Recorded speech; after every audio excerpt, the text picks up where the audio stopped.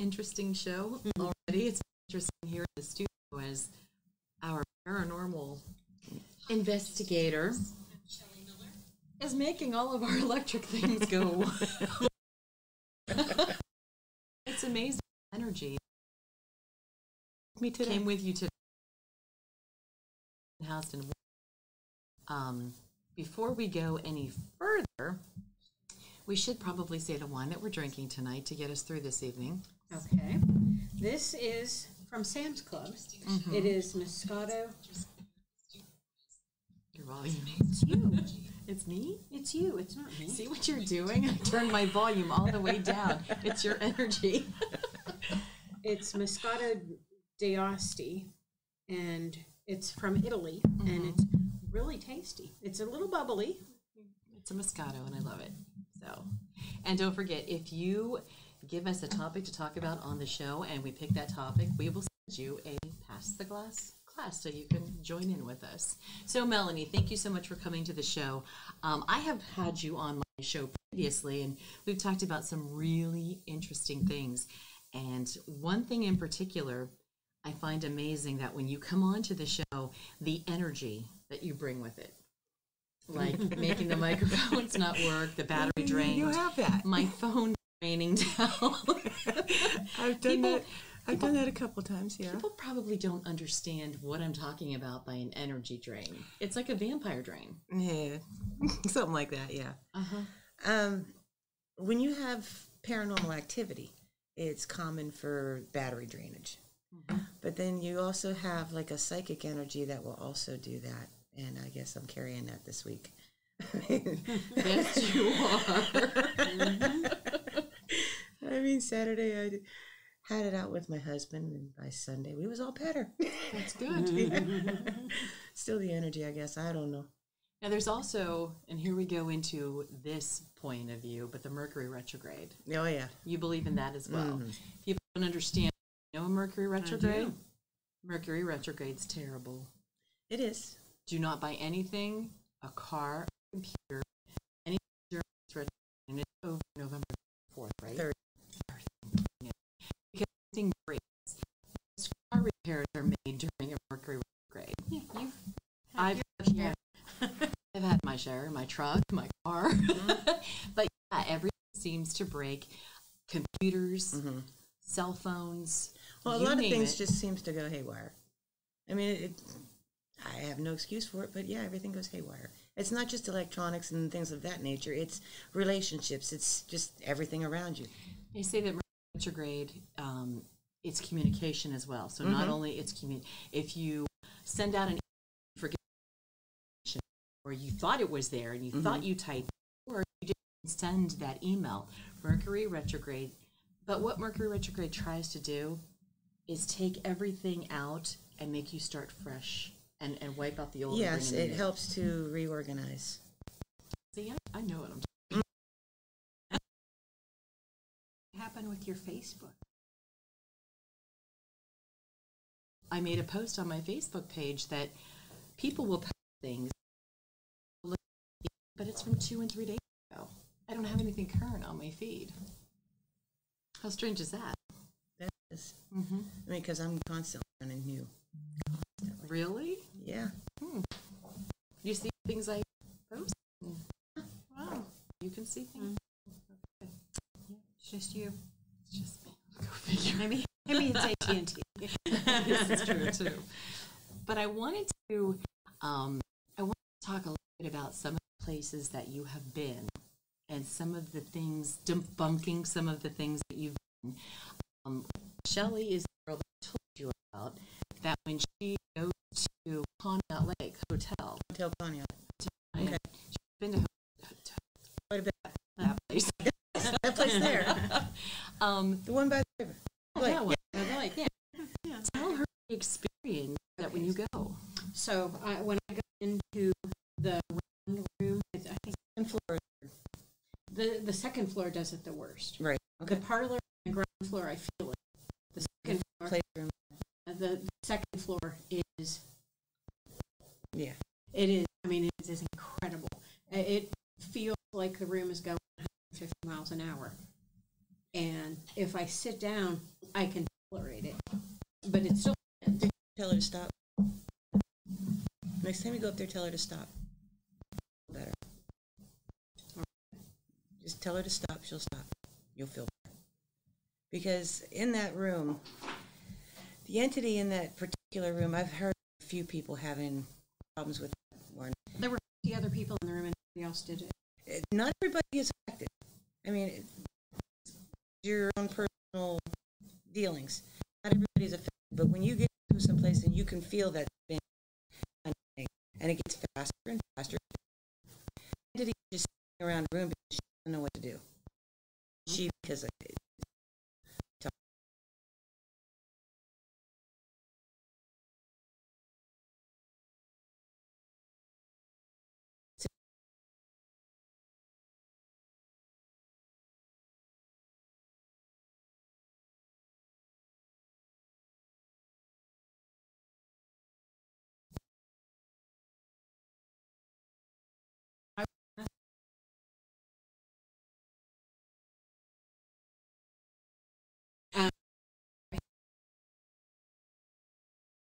Now, my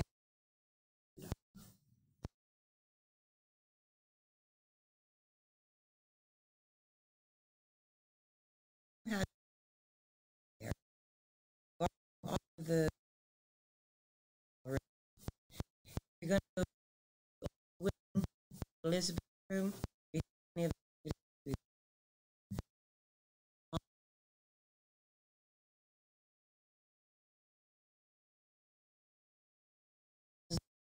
Fireplace room.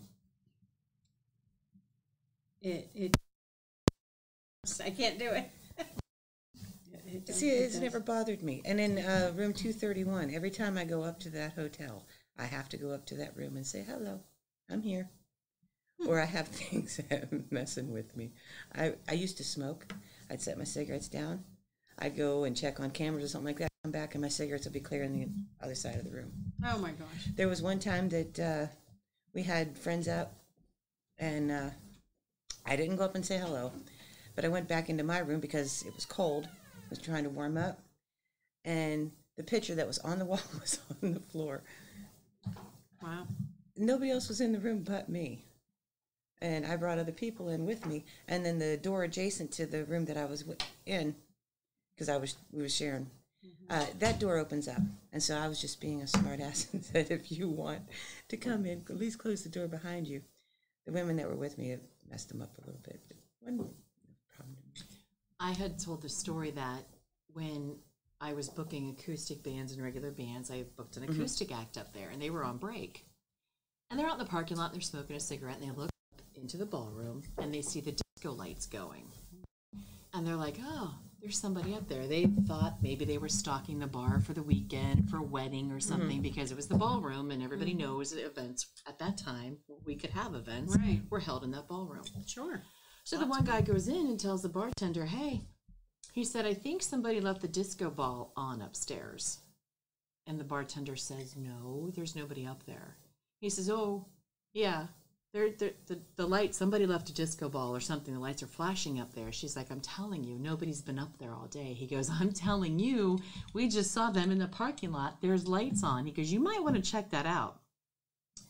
So we all go upstairs behind her. We all go up to the ballroom, and you see the lights are on, and you could hear something sliding across the floor. We never ran so fast down those stairs, and I almost fell, almost broke my heel because I'm flying down the steps. And the other time that we were there, I could hear on the one floor, it sounded like a tricycle. You know how the old three-wheeled tricycles that were metal? And there is actual proof to back up the child on the bike. There was a housekeeper that worked up there. She brought her daughter up. Her daughter, I believe, was like 3. And her daughter was riding the bicycle down to the end of the hall and went down the stairwell, and it killed her. Oh. I mean, it didn't say that it actually killed her. It just said that she had to, the record showed that she had to leave to take her child to the hospital, kind of thing. And so the child passed? Yeah, so there is actual evidence of that happening. I mean, as far as like Elizabeth, that was urban legend. Oh, about the bride that died in the hotel. Okay. Urban legend. There is nothing to prove that she was there. The time period, the hotel had burnt, and she was supposed to have gotten in the fire. It was off season, and there was nobody at the hotel, so she wasn't there at the hotel. But there is an entity that will respond as Elizabeth up there at the hotel, and she just travels all over the hotel and stays and never checks out. Right. I'd be checking out real fast. More of a caretaker. It's really not that scary, though. I mean, like in the ballroom, if you're ever up there, play Tennessee Waltz. Just play the Tennessee Waltz for them. Yeah? Because it's a couple in the ballroom that like to dance. They like ballroom dancing. Did they die in a fire in the hotel? I don't know their story. I just know that they are there. Visit. They are there and they like to dance. And every time I've been up there, I've played some kind of waltz for them where they would dance. And then afterwards, I'd lay out equipment and we would have a really good session communicating. And I mean, I would have like REM pod lighting up, K2s lighting up, just in sequence with our questions. Wow. Interesting. Now, you know what the K2 is and what she's speaking of. Right, It's a little handheld unit that lights up. It lights up from green to red, green to red, green to red, which is Yeah. really kind of interesting to see. Yeah. We went for Halloween night. I think it was in 2012. It popped up on my memories today. It was a whole group of us from the radio station, and we broadcasted on all three of actually all 5 stations. I think it was simulcast on all of them. We did, I think, 4 hours. Okay. We went from 7 to I was probably up there then at that time. maybe 8 to midnight or something like that, and we split up into 3 or 4 groups and all went different directions, and it was fun. Oh, you can definitely tell there's entities there. Oh yeah, definitely. I mean, it feels like you're walking into a microwave. You can just feel the presence. And it feels like there's like a vacuum. Have you felt that when you walk in? Yeah. Yeah, it's like a static electricity. Yes. Yeah. My friend lives there. The guy that works there, he lives in the hotel and he lives in the haunted side. Okay. And he works at night. He does a lot of work there and works at night. And he talks to them all night long. Yeah. I can imagine sharing a hotel room with a ghost. I even do that at the Kinsman house. As soon as I walk through, hi, I'm here. Now, there's stories about the Kinsman house. Right. Yeah, there is. Maybe we should divulge a few? Okay. Well, I've been working on a couple of rooms. Okay. Since COVID hit, I can't really get out and get into trouble like I normally do, so I... Imagine that. So the Kinsman house has been closed up, so I went over there, and one floor needed the floor scraped up. Well, I go in there, and there was like a couple layers worth of this mess. The first initial layer of cleaning it up, I get a pile together, and Jim Valesky, the president of the Warren Heritage Center, he stops by, and he's going to help me out, and he vacuums this up with the shop vac. He shuts it off, stands back, vacuum kicks back on. So I unplugged it. Better safe than sorry. And he then said that we had Chautauqua going on, and he had taken everybody for a tour through the house. When he got into the same room, the door shut on him. And this has 2 doors to this room. And the one door just shut on him. It's not common. But then when I was back there working on the floor, getting the final layer off, scraping, the opposite door opens up, and it opens up about halfway. And it stayed that way for about 15 minutes. I didn't mess with it. I was still on the floor working. I just kind of acknowledged that it come in and kept scraping. And after 15 minutes, the door shut.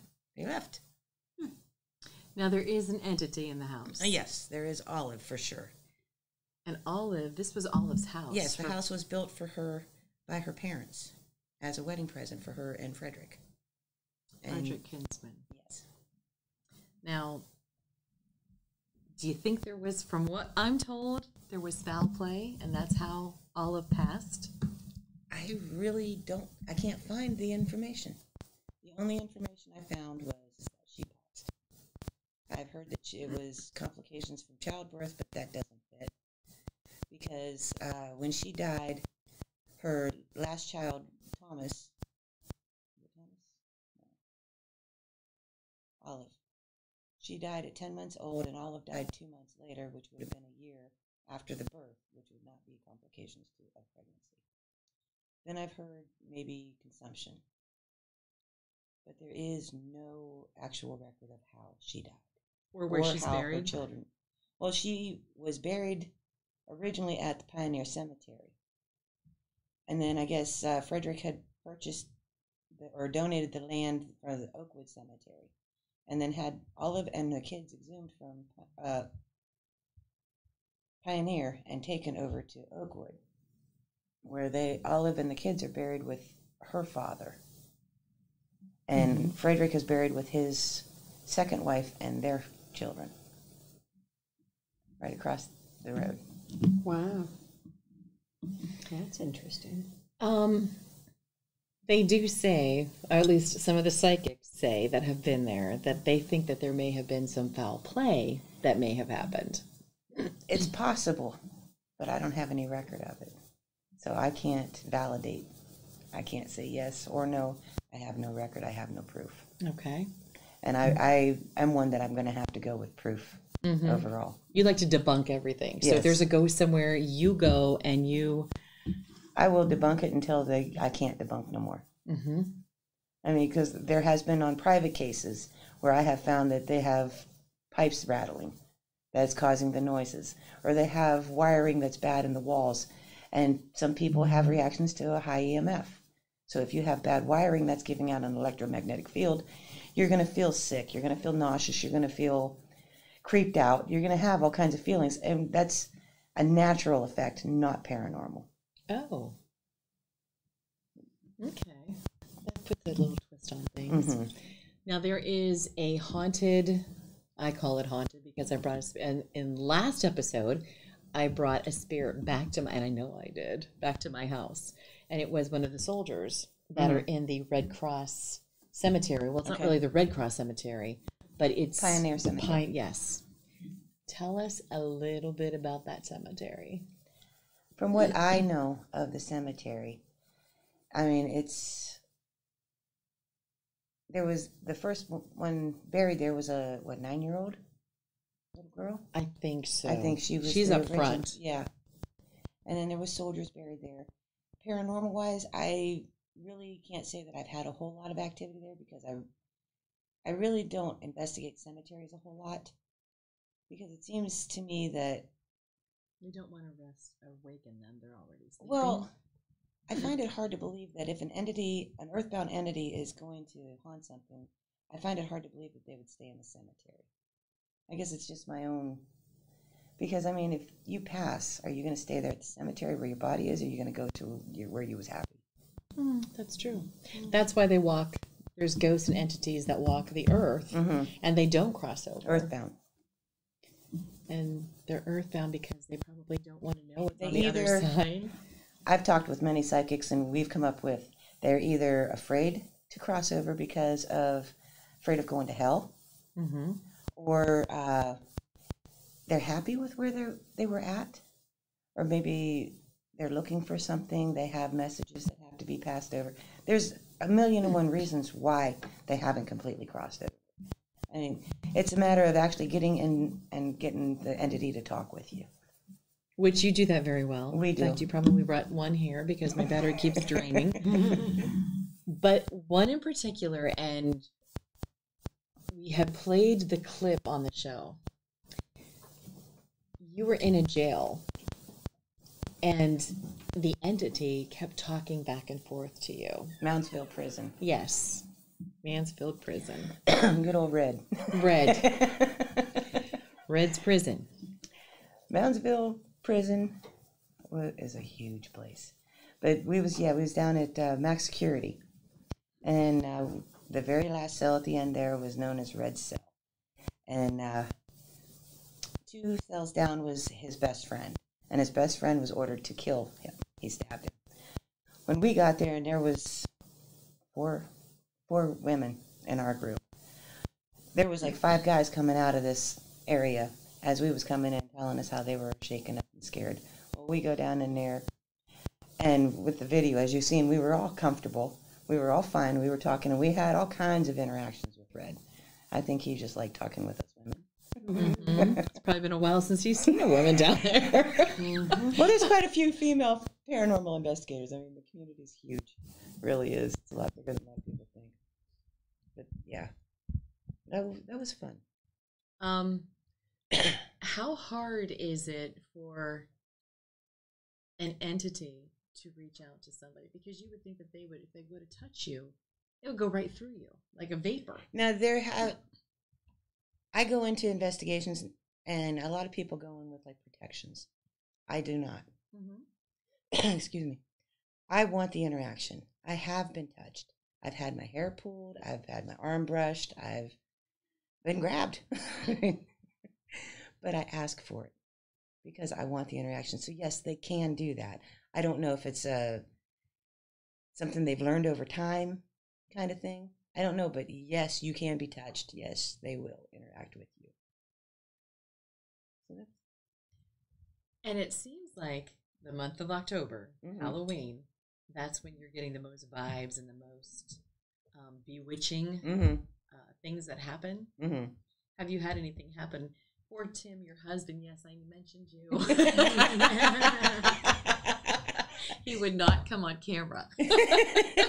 So I'll just mention you behind the scenes, Tim. Yeah, Tim. But he, where's I going with this?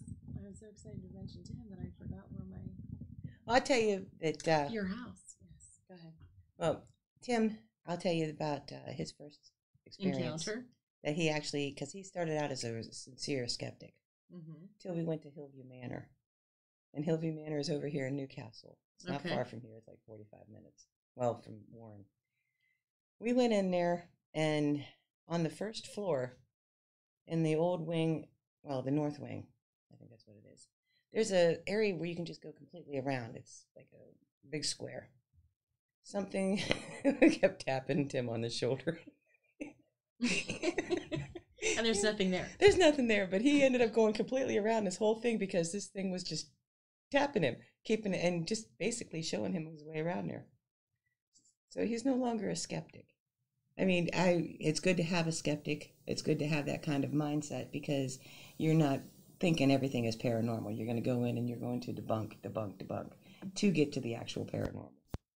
So yeah, Hillview Manor was the first time that he got over himself. Now, you had talked about a hospital that you were at, an asylum. Trans-Allegheny Lunatic Asylum. Mm-hmm. That's in West Virginia. Another huge place. And the histories. I'm going to go to history on that one because kind of like what we're dealing with today, it had that pandemic going at the time, and that's why that hospital was built for tuberculosis. The way they took, I'm sorry, I'm thinking of Waverly. We'll get to Waverly too. Yeah. That's good. But Trans-Allegheny, it was disgusting the way part of the histories, because men would be tired of their wife and their family, drop them off, she's nuts, and leave her. And then go on and marry somebody else. So, and then meanwhile, these people are getting lobotomies and just being tortured. And half of them aren't even insane. But by the time they were at the very end. Yeah. It was awful. I mean, just awful, the history on that. And why people would do that is just horrible. So then, yes, you have a lot of entities there. And there was the claims of the creeper there that climbs the walls. Again, never seen a creeper. Called him out. Closest I've come is a spider. At Randolph Infirmary. That sucker was that big.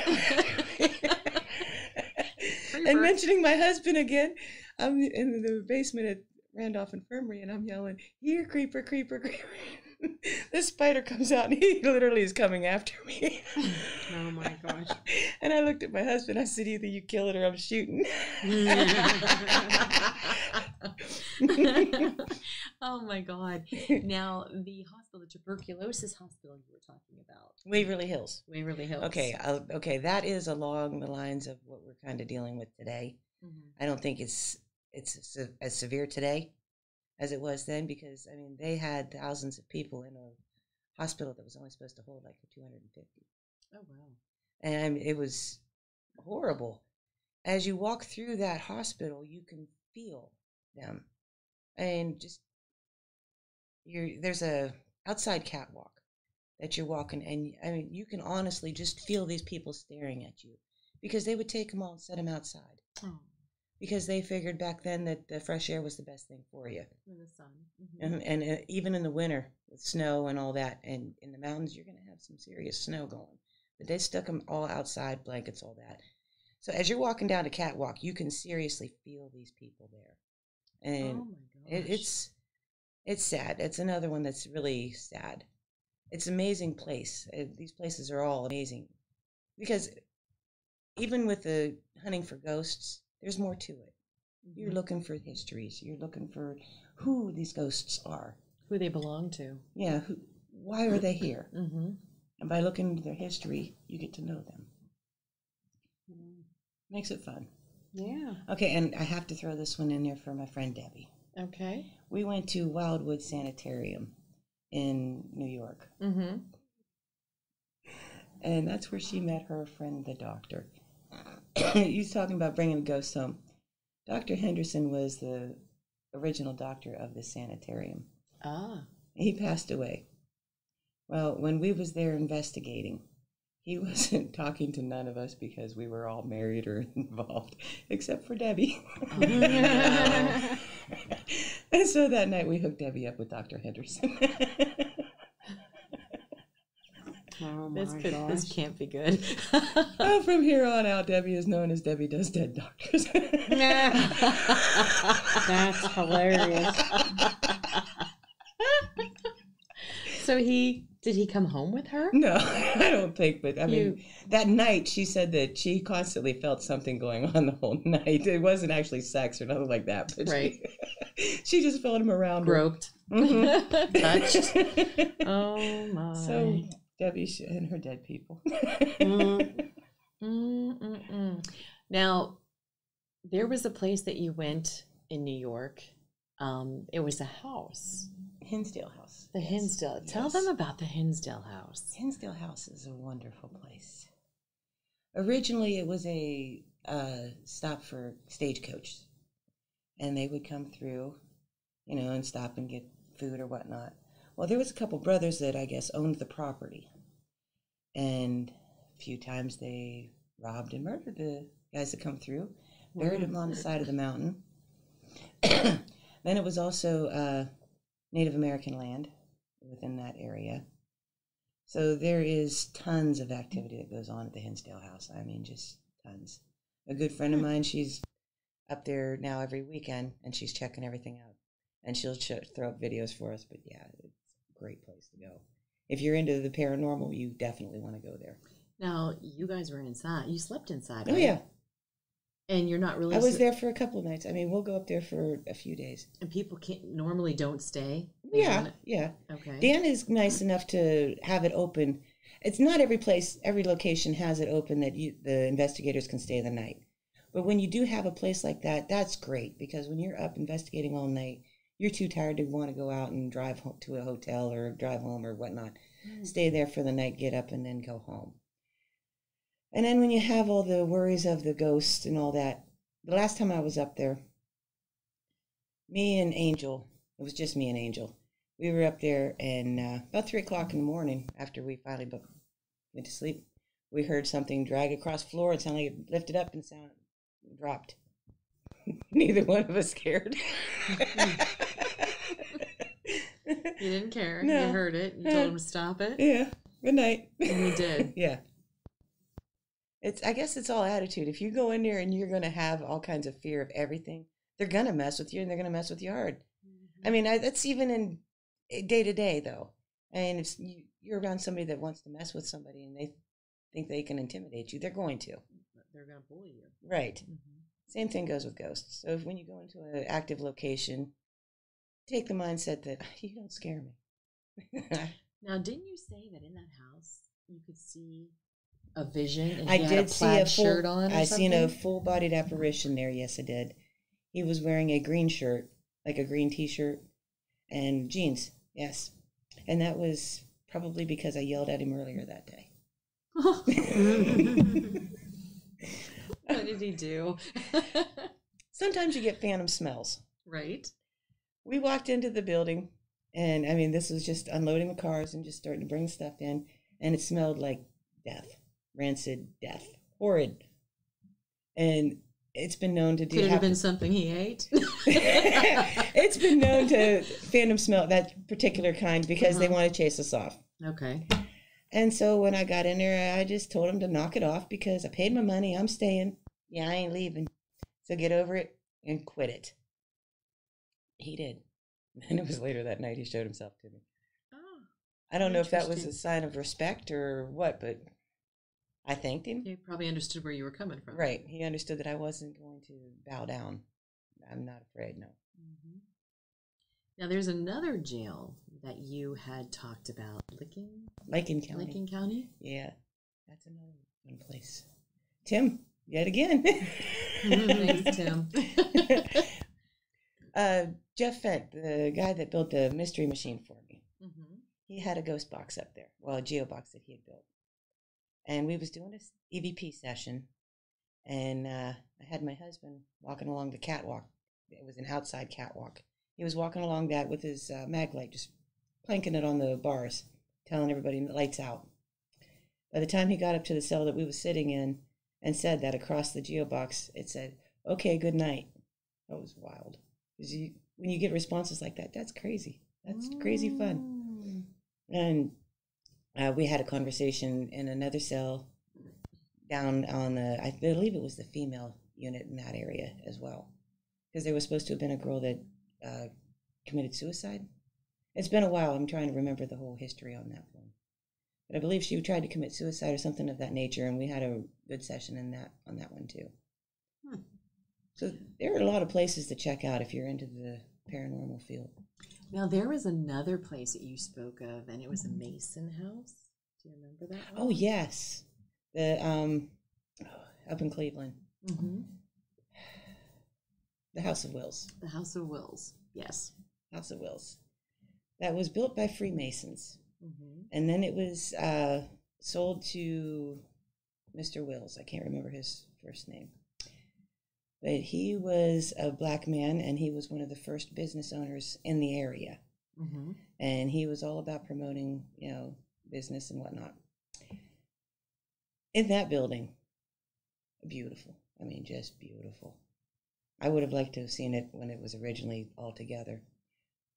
There was no power in this building. I mean, none. Mm-hmm. None. So all of my equipment, we are counting on it. It shouldn't really act up. But yet again, we had K2 spikes, EMF spikes, millimeter was going off constantly throughout this building. And it was amazing. Could you get any ghosts to talk to you or ask, why are you here? Or majority of the time, you get interaction with equipment. And if you don't get that, then you're going to go home, you're going to go through video, and you're going to hours and hours, and you'll get maybe an EVP. Mm-hmm. Maybe a shadow, something of that nature. You don't always get the actual evidence. I mean, it's hard to really get good evidence. Mm-hmm. A lot of times, if you look at my page, I really don't put evidence up on my page because a lot of it can be debunked. Mm-hmm. And I'm not saying that my evidence is fake, it's just knowing that how things work, somebody could say, well, that's fake, very quickly. So I don't put it up. Mm-hmm. Even though I know that it's not, I witnessed it firsthand. So I'll tell you about it and let you take it as you see fit. Okay. Now, there was also down the road from there, wasn't there a fire hall or? From the fire hall's in Mansfield. Oh, okay. The fire hall's in Mansfield, down from the Mansfield prison. Am I following you right? Yeah, quite a ways. Okay. Okay. The fire hall, well, the fire museum, not the fire hall, it's a museum. It is, what's his name? Bobby Smoke, I believe his name was the guy that's running the place. This was a Woolworths building that they had turned over into a fire museum. Mm-hmm. Well, they had taken a cell out of the reformatory and put it in there. They also had a chapel that they used some coffin from in there. One of my investigators was back in there doing his session, and he come back out of there, and he was pale white. I don't know what he seen or what happened, but he was like, I ain't doing this. No, that's funny. I mean, and there's like a little soda shop area. I mean, the way they did it up, it's really neat. And I went back there and nothing happened. None. But we did get, equipment going. Mm-hmm. And when I say equipment, I mean it's not common for equipment to just keep acting up either. So when it starts acting up, you pay attention to it, providing that you got cell phones off, that kind of stuff. You know, you make it a sterile environment. But I mean, up in the loft from the bingo hall, we had all kinds of stuff going on. I mean, it was just like a nonstop running back and forth. What is this? It was amazing. Oh my gosh. So if you go to Mansfield, don't just look at the reformatory. There's other places. You have the Bisman building, you have the Women's Club, you have the Fire Museum, all amazing places. Cool. Wow. Now, with this being Halloween, we're coming up on full moons. Do you notice that during a full moon, you will have more spirits and more entities out than any other time during the month or during the For me personally, I really don't pay much attention to that because I have a lot of activity around me most of the time. Yes, you do. Phone's almost dead. It's interesting, and when we get the other psychic in the room, Ramona, my phone went. Did it die? Oh yeah, our phone lines went down. Yeah, I recall because I tried to call. It's amazing how you guys can channel the energy from the deceased. And I told you, Ramona was just so much fun. Yes. You weren't kidding. There we go. There's my phone. But there's other places as well that if these people that are watching wanted to go and maybe what's some of the best ones that are close by that you think would be worth, yeah. In Kinsman, we have the bookstore there. Talk with Don there. He'll tell you all kinds of the stories that had happened up there. We've had a lot of activity there. It was fun activity there. Mm-hmm. I mean, in the basement originally, the first time we went there, we had an entity waving to us in the video. It was wild. And a book come off the shelf for my daughter. Flashlight sessions worked real well there. Cortland Opera House was another fun one. And my husband, again, when we're investigating, a lot of times he'll just go and wander off. He's our wanderer. So when you hear something going on, you think, well, maybe it's Tim. We were all in the basement or the lower floor of the opera house, and we heard walking going on the main floor up there. So I was like, well, I'm going to go find him. So I go up there. I sit down on the stage there. I have a motion sensor probably by the end of the table, far away from me. And I'm watching the motion sensor light up, turn off, light up, turn off. And there's nobody there. The whole idea of the motion sensor is to catch whatever's moving. And there was no lights or nothing to manipulate it. And next thing you know, Tim comes walking in through the outside because he was outside smoking a cigarette. Wow. So it wasn't Tim. Crazy. I know. My girlfriend lived on the main drag of Cortland, right down from the Opera House. Mm-hmm. Her house was haunted. In fact, she had so much activity in her house that she actually moved out of the house. Well, see, the Opera House was actually moved. It was originally on 46, and they had moved it up behind that church. But I think it was the third time it was moved, something of that nature. But oddly enough, my daughter had brought a kid by today that she's teaching to drive, who wants us to go back over and check out a house near the Opera House.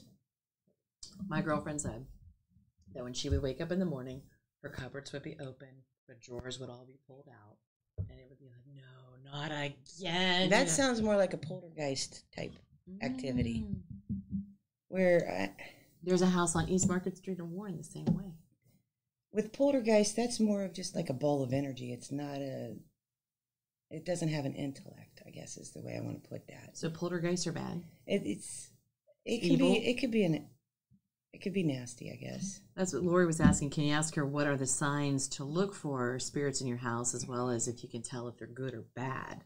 So how do you distinguish the difference between good, bad, evil, non-evil? History. I mean, if you feel that you have something in your house, first thing I'm going to tell you to do is go to the library. Do a research on your house. See who lived there. See who died there. How did they die? And you get to know your entity. Once you get to know your entity, now you know you're able to how to deal with them. I mean, if you have an entity that killed himself, say, or maybe it was an overdose. Let's just go with an overdose. You have an entity that had an overdose, doesn't know he's dead. I go in there, I'm going to do a history, and I'm going to see, well, you OD'd. So now I'm going to talk to the entity and ask them, are you so-and-so? Using the equipment for manipulation to get responses. And once you discover who you're dealing with and how, you tell them, well, dude, you passed, kind of thing. It's not easy to get it. They get it finally. And yeah, I mean, I actually had a case like this. And once the entity realized that he passed, he wasn't as annoying to the family. And then I had another friend of mine come in and help him cross over. Oh. But it's the whole idea of he had to figure out what happened, why he did it, that kind of stuff. And then I got a hold of Mike, and he come in and he just helped him go. Now, Leah says, please invite them down to my place. It is a bit busy at times. She's lived there for 29 years. Very pleasant friends. Always watching over the place here. So she wants you to come down, and she's got a beautiful barn. She's out in the country, but she would love for you to. And where's she at? She's in Lisbon. Oh, okay. I believe. Is it Lisbon, Leah? I'm pretty sure you're Lisbon. If not, we'll make her Lisbon. A friend of mine just moved from Lisbon. She had a farm out there with a cemetery on either side.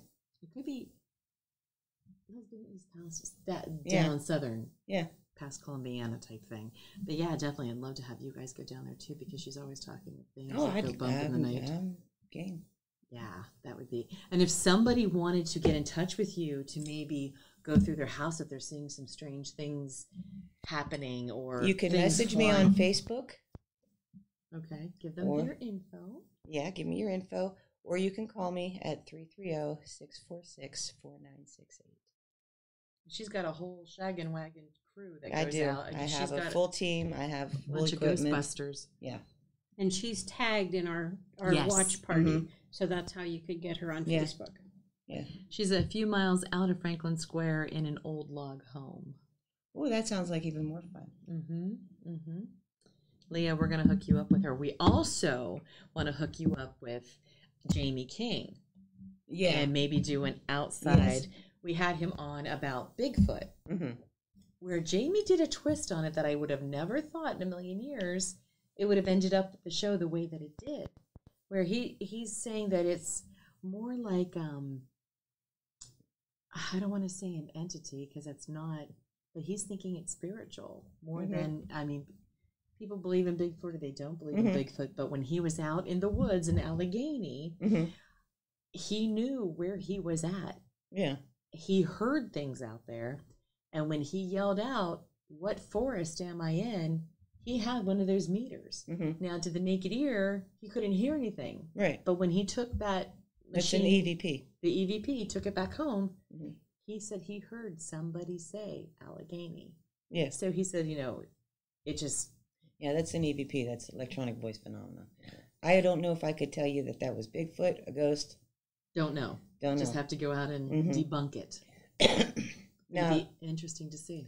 I do know some people that are into the cryptozoology and go out and seriously hunt Bigfoot. Haven't gone with them yet. Yes. And that's mainly because I don't know what kind of critter we're going to come across. I might be the creeper.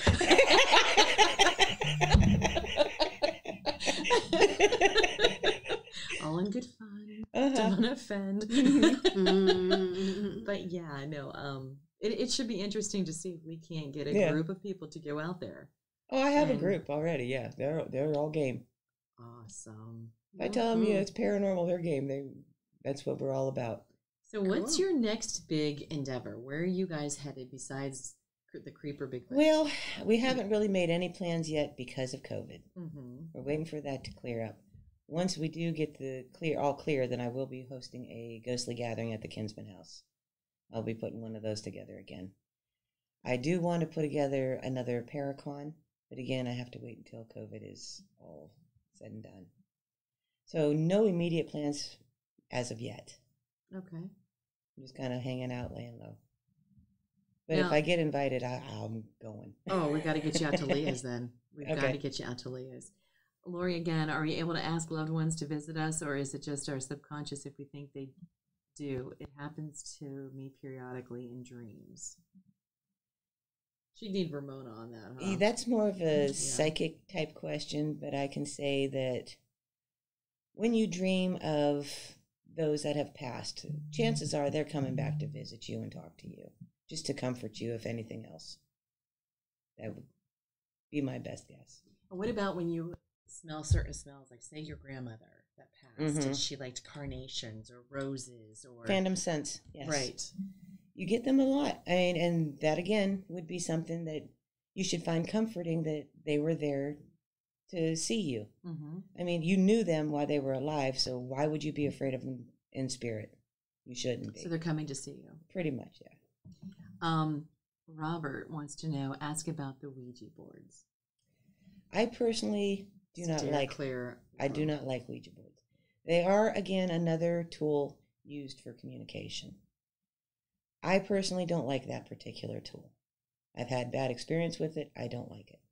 It brings the dark hole. You don't know what you're bringing in, and trying to get rid of it is like, you have to jump through some hoops to get rid of it. So just do yourself a favor. Clear. You don't know what you're talking to. You don't know what you're dealing with. I mean, just like in any other place, majority of the time we don't know what we're dealing with, but we can do a history and find them. Where you use a Ouija board, you're not able to track down what you got. So you can have this nasty, evil entity that attaches themselves to you, and you're do they attach? The attachment, I can't say they do because it's never happened to me. I've never witnessed an attachment. Okay, I've never had nothing attached to me. I mean, I do have my share of energy that I will. Yes, that happens. But as far as to say attachments, I can't say that because I've never experienced it. I've been doing this for a long time. And I've never experienced attachments. I've never experienced attacks. So like this Amityville horror stuff. Hollywood. Okay. Hollywood. And like Jonathan Edwards, I love that man. John Edwards, he can be helpful. But I also believe that he's leading you on to answer the questions for him. And the other one, blonde hair. Caputo. Teresa Caputo. I really haven't watched her. I really couldn't tell you. The Long Island medium. Yes. Yeah, I really haven't watched her, so I really couldn't say one way or another about her. Whether they're bringing the spirits through, bringing them in. I mean, I believe that you can communicate. I wouldn't be a paranormal investigator if I didn't. Being that they're bringing in personal things depends on how they're talking with you, how they're leading you on. I mean, they start out with, well, there's somebody here with the name M kind of thing.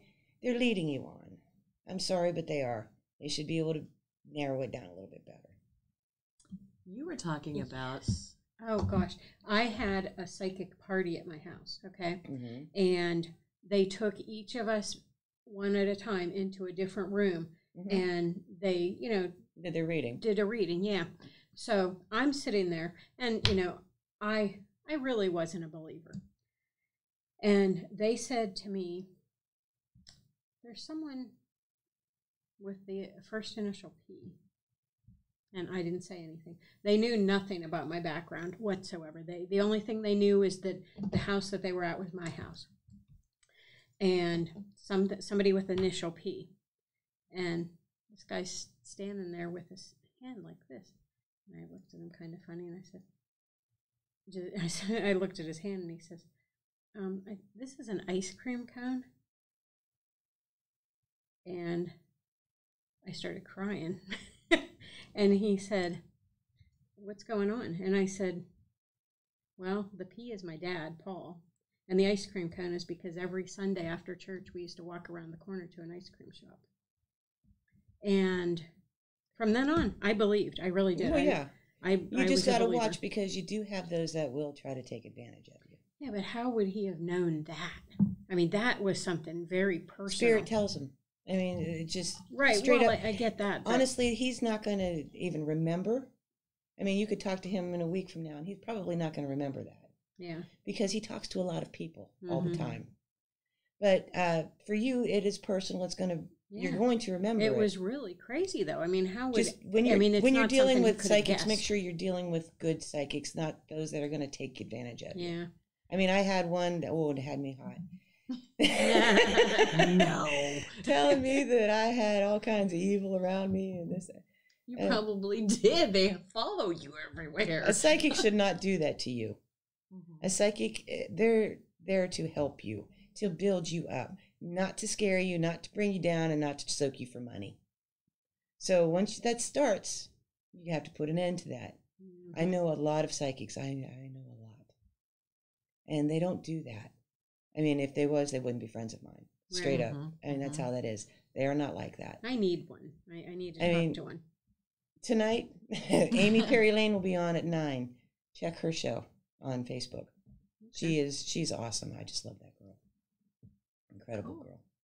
And then Ramona, she's real. I know a lot. I'm trying to get Ramona back on the show. She's just crazy busy. Mm-hmm. But I don't know if I got her on this Thursday or not. We'll find out. We'll find out. But I love talking to you. Every time you come on to a show, it's just like, oh, she's got such great insight and great stories. Yeah. And you have an aura about you that just no pun intended. You just you're very nurturing. You teach and let's ask that real quick. Are auras real? Yeah. Can you see auras around people? I don't see them. No. Ramona does. Yeah. Does she? Mm-hmm. I have my abilities, I guess. I feel. I'm empathic. I feel. So when something is near me, I know it. It's kind of hard to sneak up on me from behind or something, because I'll feel you long before you're there. So that's my ability, I feel. Ramona, she'll see auras. She does a lot. She does channeling. But, I mean, there's a lot of different things that different people do. Everybody has their own abilities. Mm-hmm. It's just tuning into it and knowing how to use it. Right. Well, that's very cool. We've learned again so much, and we've got some people that we're going to have to get in touch with, because we did bring up some of the things from them. Laura, you already have a glass. You can have one. But Leah, we're going to get you out a glass. We'll get in touch with you. And also Robert talked about the Ouija board. So congratulations, Robert. You're going to be joining our show and having a little pass the glass class. So yes. So again, Melanie, thank you so much. It's hard to believe an hour's gone by. I know. I mean, it flew. But again, thank you so much for having us on. Welcome. Thank you, everyone, for joining us. Make sure you tune in on Thursday as we have another segment of Pass the Glass. And anything you want to throw out there? No. Just thank you so much. It was fun. And I want to go to a scary place with you. She's awesome too. So she's come out to our place not many times, but we've talked about many times. She's been out to the barn, and I may talk with a friend of mine and go to Hillview and bring a bunch of newbies there. Yeah, I'd like to go. I don't know that I could do a whole night there. I don't know that I could even do an hour there. Hillview is a big building. It's big. It's fun though, and I've taken a lot of new people there because you can't expect to have activity everywhere you go. Right. I mean, you can't. Hillview is one of those places, though, that you'll pretty much get something every time you go there. Would you consider doing a tour bus Oh, yeah, of people? I could. People, Have if you you're ever- interested in that, let us know. Yeah. Have you ever heard of a place over in Slippery Rock called the Old Stone House? No. It's part of Slippery Rock University, Mm. and it's this old stone house. It's I don't know, it's pretty big. We went there. We used to go there for storytelling. My daughter was in storytelling, but during the Halloween season, they have tours, and then they have these people that tell scary stories. You know, like real storytellers.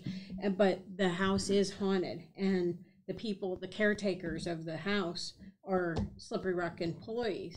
And they have their own stories to tell about the different entities and different things that go on and things that get moved in the night. And, the security guards will drive past and a light will be on and then a light will be off and then a different light will be on and the rocking chair's rocking on the front porch and this is happening and that's happening. And it all, it seems to be really active at Halloween time. But it's really an interesting They say that the story. veil is thinnest as you get closer to Halloween. Oh, is that it? To the Day of the Dead, which would be November 1st. Mm-hmm.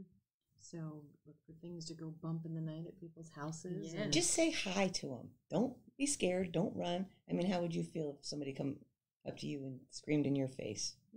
that happens quite a bit to it. Look, she doesn't have makeup on. She looks dead. That's first thing in the morning. I don't look in the mirror. Hurry, put your face on. Uh-huh. Yeah, so that happens all the time, gotta be honest. But anyway, again, Mel, thank you so much. Thank you for coming tonight. Thank everyone else for joining in thank tonight. you. And we'll see you on Thursday for another episode of Pass the Glass. Thank you for listening to this show on Youngstown Studio.